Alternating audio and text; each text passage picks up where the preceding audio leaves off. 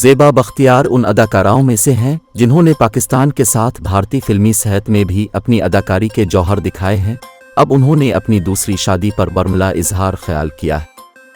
माजी में अपनी खूबसूरती की वजह से मशहूर अदाकारा ने इस बात का एतराफ़ किया कि भारतीय शहरियत हासिल करने वाले गुलकार अदनान समी से उन्होंने दूसरी शादी की थी।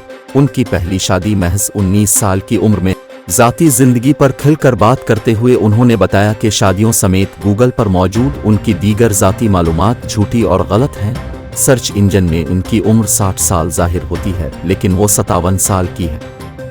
कम उम्री में तलाक, अदालती मामलात ने उन्हें डिप्रेशन का शिकार कर दिया था, जिसके लिए उन्होंने दवाएं भी ली।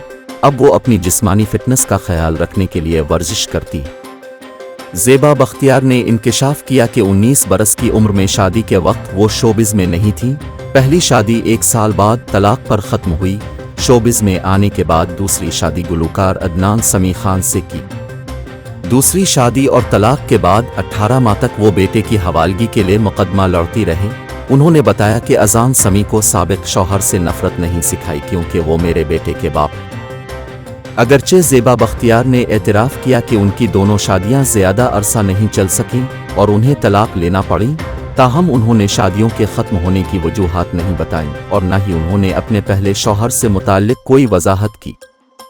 अदनान समी खान और ज़ेबा बख्तियार ने 1990 की दहाई में शादी की थी।